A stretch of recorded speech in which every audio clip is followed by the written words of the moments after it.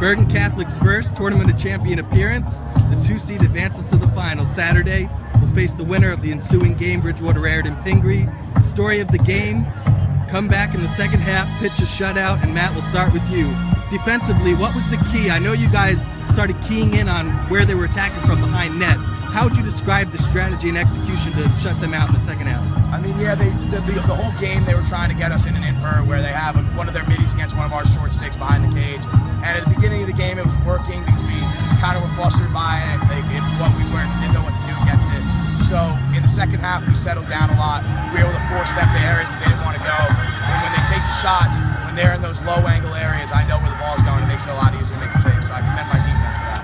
Mike, you guys averaged 8 first quarter goals over the last 4 games entering this contest. 0 in the first quarter today, but you roar back for the win, including your game winner.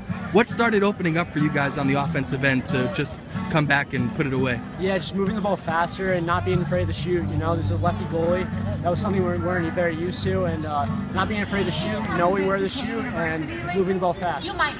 Coach went on and on after the game about the depth and the athleticism and the will you guys have in the midfield, saying, you know, the reserves you guys can put in just wear away at opponents.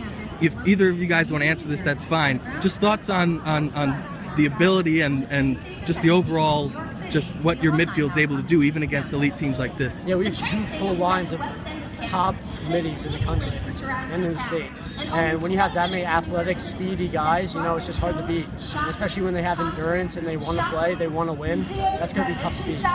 I know you haven't played either of these teams yet this year, Bridgewater, Raritan, or Pingree, but just thoughts on taking on just either of those opposition, and maybe, Matt, you can answer this, just if you know anything about either team and things like that. I mean, I don't know too much about them. I'm sure as soon as we find out who the winner is, we're going to watch a ton of film on them before Saturday, but I know they're both really good opponents. Pingree just beat Bridgewood, which is a big game.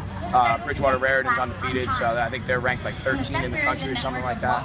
So I know that when we go to the TOC final on Saturday, we're going to have a big challenge ahead of us, but I know we're ready for it. All right, congrats, guys. Good luck. Thank you.